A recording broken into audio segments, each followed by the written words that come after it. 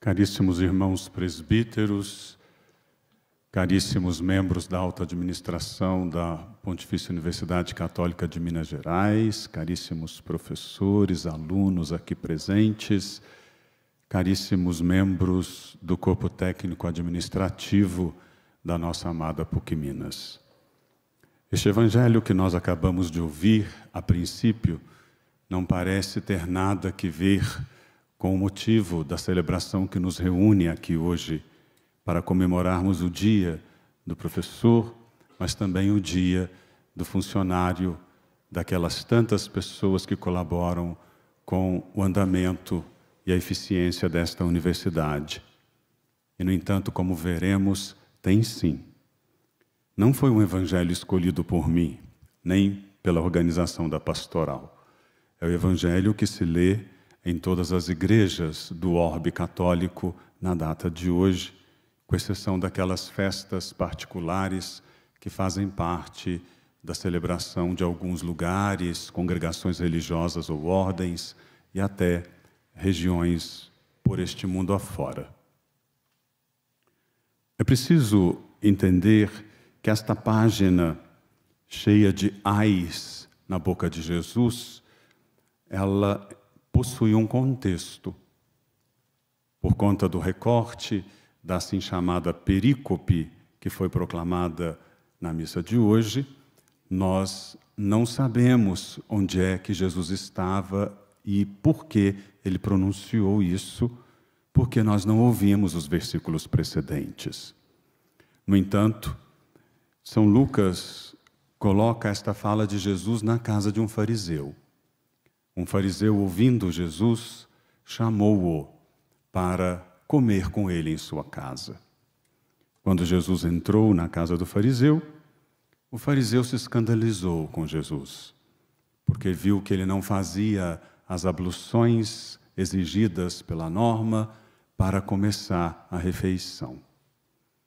E diante do escândalo que o fariseu sentiu, porque este foi um sentimento que ele vivenciou, e é óbvio, os sentimentos nós vivenciamos dentro de nós, a partir do jardim interior de cada um de nós, onde nós cultivamos as ervas que não são muito queridas e as flores perfumadas e tudo aquilo que nós queremos embelezar.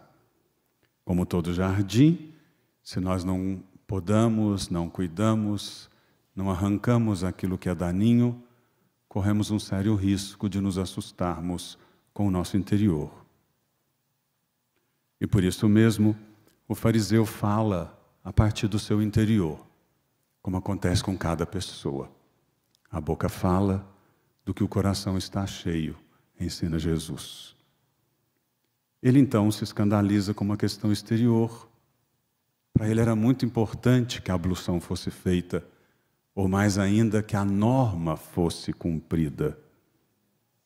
Jesus, que era mestre, e não simplesmente queria rebater os outros, ou contra-argumentar por contra-argumentar, no sentido de provar que ele era mais sábio, mais inteligente, ou quiçá mais persuasivo, mas mestre no sentido original e originário, e por isso mesmo diferenciado da palavra mestre, ele ensinava não para combater o outro, ele ensinava não para diminuir o outro, ele ensinava não para demonstrar que ele era mais capaz ou sabia mais, mas ele ensinava para ajudar o outro a sair da sua condição míope de autocompreensão. E por isso mesmo propõe uma reflexão que vem precedida de um ai, que é uma admoestação. A admoestação é sempre um discurso difícil de ser feito nas relações. O conselho, ele encontra terreno mais fértil, porque ele vem revestido daquela possibilidade de encaminhamento que tem a ver com a adesão do sujeito que recebe aquela palavra.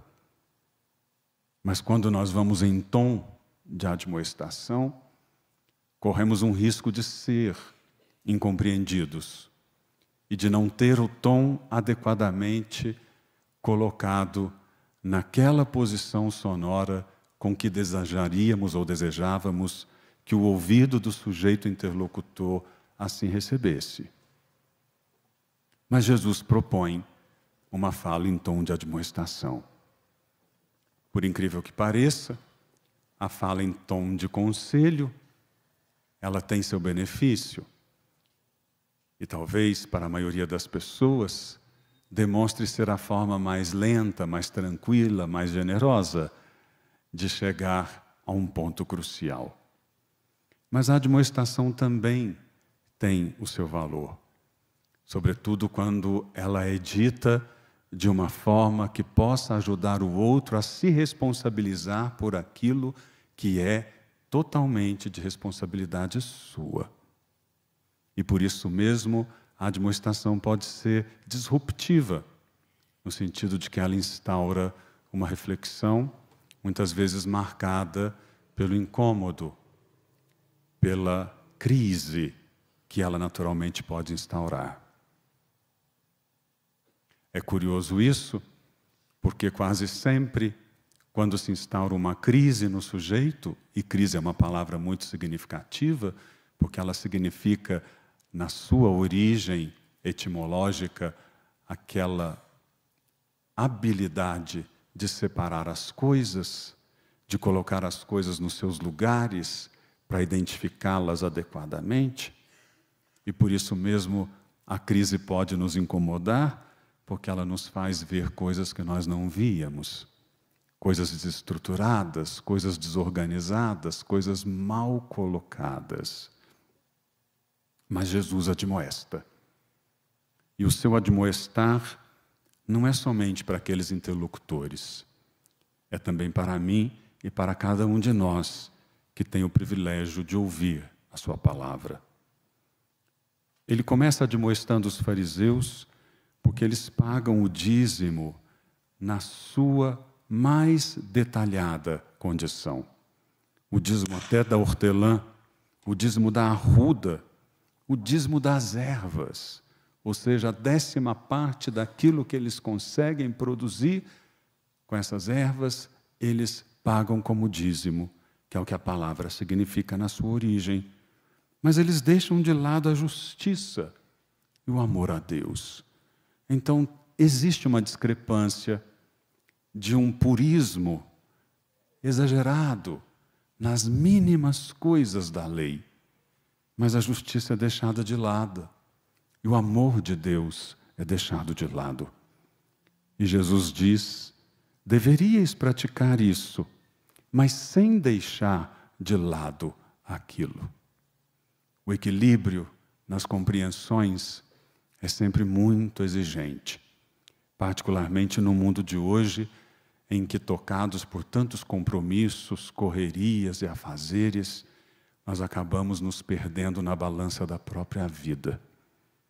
E quando nós nos damos conta, não estamos adequadamente nem de um lado e nem de outro, mas perdidos no ensimesmamento das nossas ocupações que muitas vezes nos movem sem rumo definido.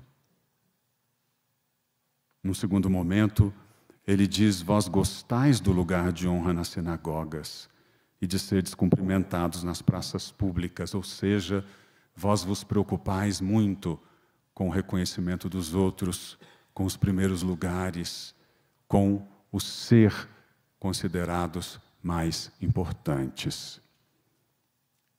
E, enfim, diz, ai de vós, fariseus, porque sois como túmulos que não se veem, sobre os quais os homens andam sem saber. Em outro evangelho, a terminologia grega os chama de sepulcros caiados. Ou seja, por fora estão limpinhos, brancos, caiados, identificados nesta limpeza externa, mas lá dentro nós sabemos o que acontece com um corpo em deterioração.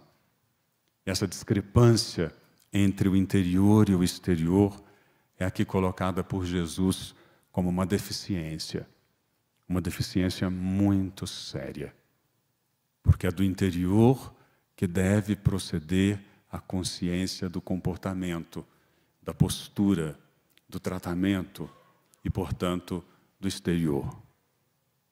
No fundo, eu acho que quando nós observamos adequadamente as pessoas e com elas começamos a conviver, nós nos damos conta de que não é possível esconder a interioridade na exterioridade. Por mais que as pessoas camuflem-se, ou por mais que elas encontrem máscaras para camaleonearem-se no dia a dia dos lugares que elas escolhem no palco da vida, ou das fantasias que elas mesmas se impõem para parecerem A ou B nos lugares que frequentam, de alguma forma existe sempre uma janela hermenêutica do ser que faz com que a interioridade seja vislumbrada, tanto na sua beleza, quanto na sua feiura. Diante disso, um mestre da lei tomou a palavra e disse: Mestre, falando assim, nos insultas também a nós. O mestre da lei é aquele que se considerava entendido da palavra. São Lucas usa um termo muito próprio aqui, que seria quase como legista ou jurista, que tem a ver com o termo nomos, no seu adjetivo substantivado nomikos. Aquele que entende da lei, aquele que se coloca como porta-voz da lei. E Jesus, também para estes que se colocaram em oposição e em questionamento, dá-lhes um ensinamento. Ai de vós também, mestres da lei, porque colocais sobre os homens cargas insuportáveis, e vós mesmos não tocais nessas cargas nem com um só dedo. Se nós observarmos todas essas 4 admoestações, na verdade, são 3 admoestações aos fariseus e 3 admoestações aos mestres da lei no texto que compõe a visita de Jesus à casa deste fariseu.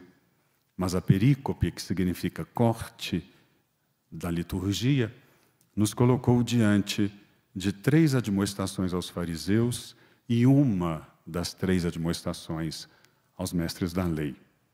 Mas quem quiser ler o final do capítulo 11 do Evangelho de São Lucas, dar-se-á conta de que há ainda 2 admoestações voltadas para os mestres da lei.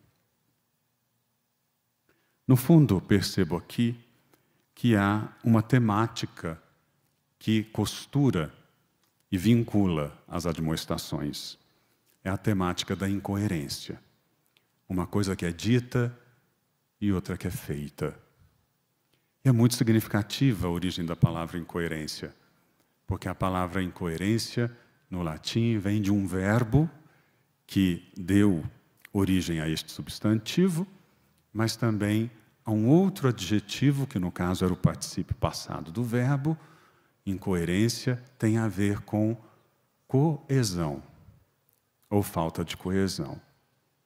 E coerente tem a ver com coeso, incoerente com aquele que não é coeso. Isso é muito bonito de se entender. Sou amigo das palavras, gosto muito de filologia, porque cada vez mais que nós batemos humildemente à porta de uma palavra e ela se abre na generosidade daquilo que ela porta consigo, como grávida de sentido que cada palavra é, nós nos deparamos então com algo maravilhoso. Coerente é aquele que é integrado, é aquele que é coeso no seu interior, é aquele que não é fragmentado, é aquele que não se deixa dividir no seu aspecto mais sagrado.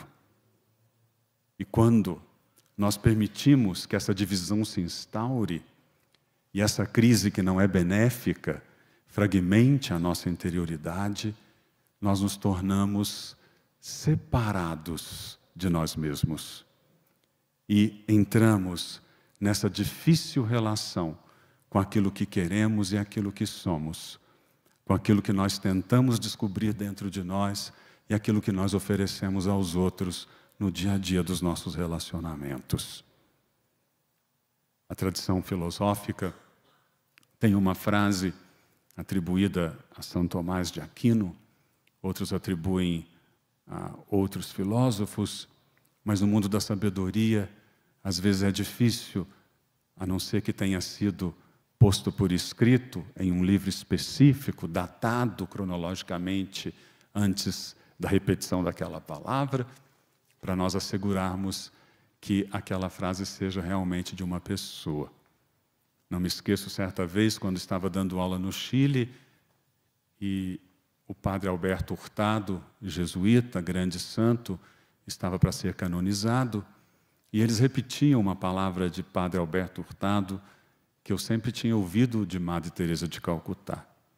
Eu falei, mas essa palavra me parece que é de Madre Teresa de Calcutá. E um dos padres disse, que importa? Veio da boca de um santo, veio da boca de uma santa.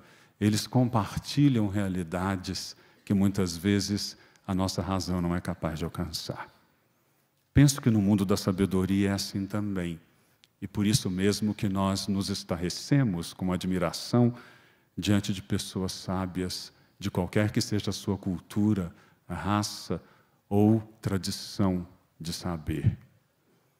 E então, esta frase, ela diz, agere sequitur esse. O agir segue o ser.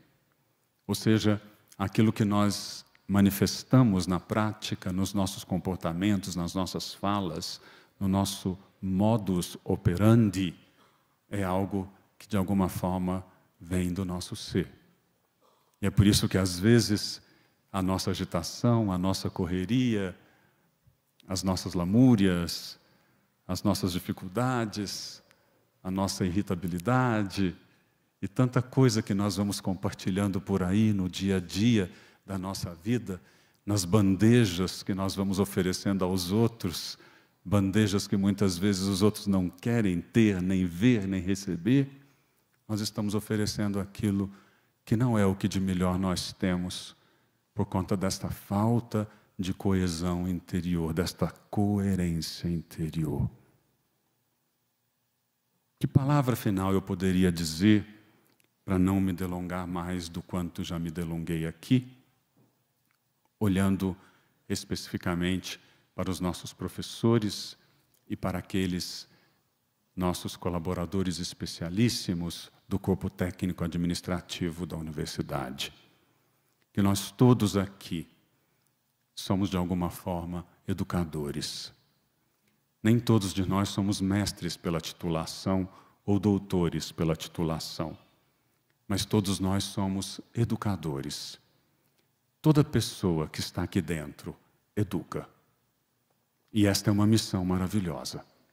Uma missão que se compõe justamente desta visita perene, diária e consciente ao próprio interior. E quanto mais nós nos damos conta disso, mais nós transformamos a vida dos outros. Que convivendo conosco, tem a possibilidade de entender que o conhecimento técnico que nós passamos, ele não é estéril. Mas aquele conhecimento técnico, ele é de alguma forma motivo de sentido para o estar aqui, neste lugar. E quando este conhecimento técnico se transborda no nosso encantamento pela matéria, pelo trabalho, pela forma de tratar os outros, pela forma de viver o nosso dia aqui dentro, então o agir está seguindo um ser que decide conscientemente fazer o que faz aqui como uma missão. E é isso que eu desejo cada vez mais para todos nós aqui dentro da universidade.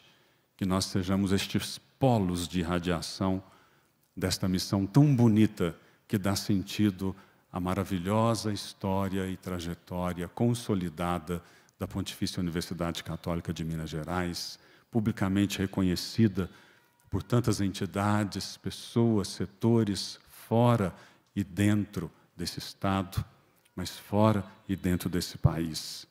Que nós nos movamos hoje de muita gratidão, que sejamos também visitados por aquela generosidade que alimenta cada dia mais o sentido de estarmos aqui, acreditando no bem, na irradiação do bem, na propagação desse bem. Até quando nós não estamos fazendo com a consciência de fazer um ato de missão, nós o fazemos, porque as pessoas nos observam, elas observam como nós nos portamos aqui dentro, elas observam como nós nos tratamos aqui dentro, elas observam como nós somos o que somos aqui dentro. A propósito dessa força que vem naturalmente de Deus e do mistério que faz da nossa vida um ato missionário permanente, eu gostaria de concluir contando uma experiência que muito me tocou hoje, para entender que as coisas ultrapassam a nós mesmos, as nossas palavras e até as nossas intenções. Porque às vezes nós não estamos num certo momento falando ou agindo com uma intenção específica, mas a graça de Deus na sua bondade, que quer, por meio de tudo e de todos, fazer o bem crescer, pode nos surpreender e nos surpreende em muitas situações.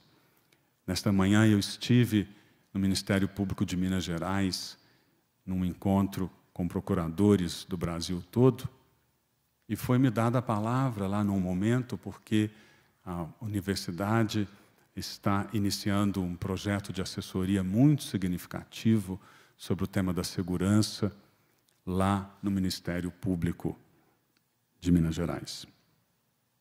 E eu fui e falei de uma forma muito simples, para ser muito sincero, fui pego de surpresa, não imaginei que fosse me dada a palavra, imaginei somente que eu iria me encontrar com o Procurador-Geral de Justiça e conversar um pouco com ele, depois assinarmos o protocolo e fazer as fotos institucionais que fazem parte desses momentos. Mas havia lá um grupo grande de pessoas no auditório e uma mesa foi constituída, uma mesa de abertura. Então dei a minha palavra, não durou muito tempo. Quando eu estava saindo, indo para o elevador, um senhor me procurou, dizendo que era procurador de um estado aqui no Brasil, e disse assim: padre, eu gostaria de agradecer ao senhor, porque eu não imaginava que durante este momento eu fosse ter resposta para uma questão que me atormentava há tanto tempo. Naturalmente, por delicadeza, eu não perguntei do que se tratava. Mas não importa, porque naquele momento a missão tinha sido cumprida. O dom tinha sido concedido. E o outro tinha recebido aquilo que na minha consciência nem eu mesmo havia pretendido dar. Para ver o quanto é bonito nós vivemos sob a mística da compreensão dessa missão que é muito maior do que aquilo que nós pensamos. E que a nossa universidade possa ser testemunho perene e constante de muitas transformações em todos os campos do saber, mas sobretudo do saber interior, que é aquele que transforma, que faz diferença e que realmente contribui. Parabéns a todos os professores por serem portadores dessa beleza, dessa missão, e parabéns a todos aqueles e aquelas que colaboram conosco no corpo técnico administrativo da PUC, fazendo dos nossos setores extensão brilhante, luminosa, dessa página tão bonita do Evangelho que nós acabamos de ouvir.